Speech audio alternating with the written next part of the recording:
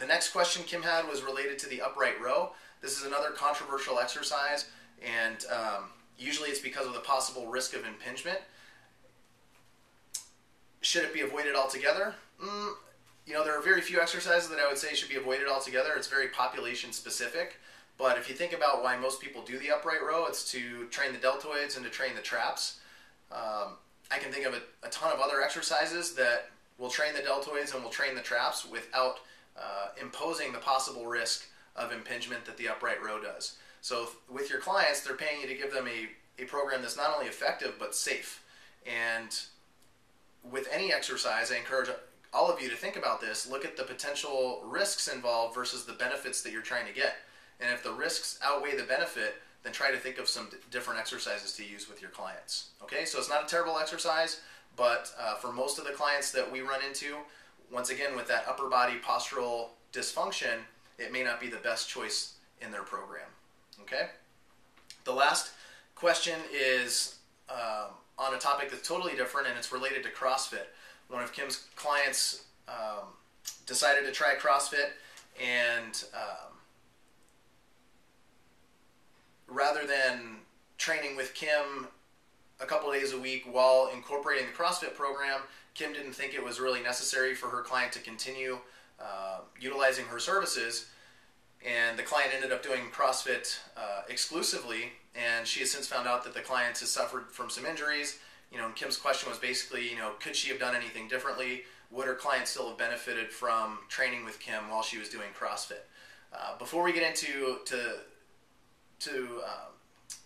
Kim's question, or the response to Kim's question, we'll talk a little bit about what is CrossFit. CrossFit's a style of exercise that you know, isn't inherently bad. There's a lot of opponents to CrossFit, and there are some pros and cons to CrossFit, but essentially CrossFit is a type of exercise that is that focuses on what's called GPP, or general physical preparation.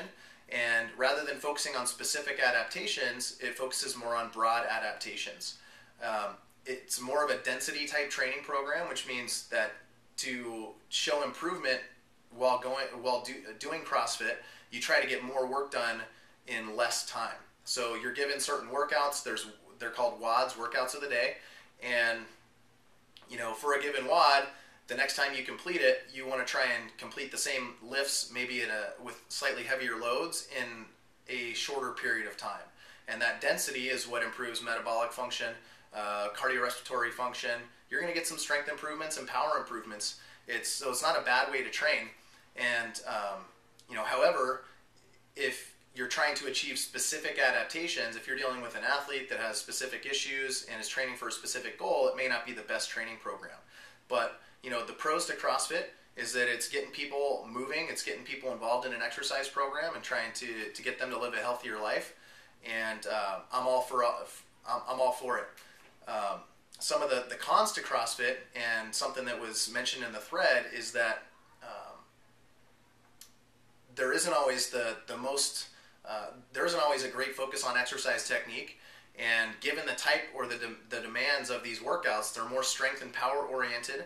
Again, you're trying to get more work done in less time, so speed is involved usually, and in order to get more work done in less time, usually technique goes by the wayside as people try to get more work done.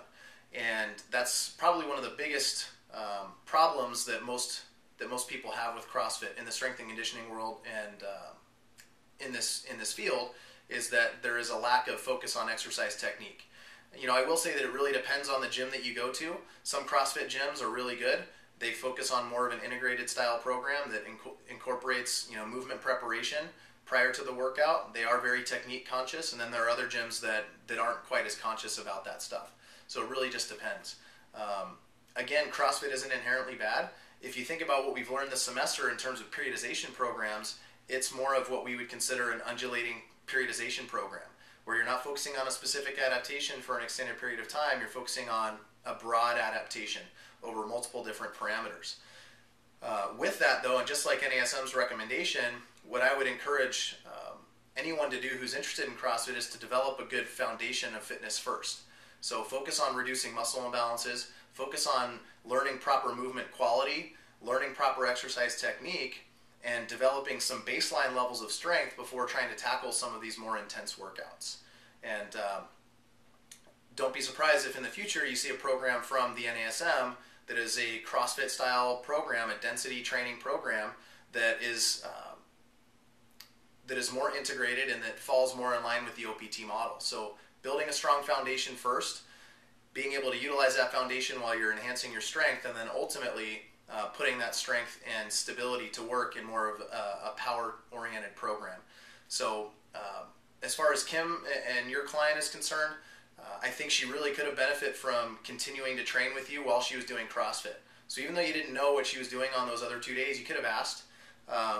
But more than likely, she was doing more strength and power work. So on the days with you, you probably could have continued with more of a stabilization endurance program that focused on her muscle imbalances, focused on joint stability, and proper movement and coordination. And you can circuit those exercises as we've learned in the class. And because the intensity is relatively low and the volume is relatively low, you probably wouldn't run the risk of overtraining her. So I know you're still in contact with her. Maybe you can get in touch with her and see if she'd be willing to train with you again. And you'll just do totally different types of workouts with her than what she's doing in her CrossFit program. And since, like I said, the nature of CrossFit is more strength and power oriented, you could probably stick with more stabilization oriented stuff with her and she'll do really well. You might be able to prevent some of the injuries that she's experienced previously through her CrossFit program. So if you guys have questions about lumbar flexion, upright rows, or CrossFit, if you have additional questions or comments, post them to this video in the class lounge, and I'll do my best to address them. All right, so thanks for watching, and see you in class.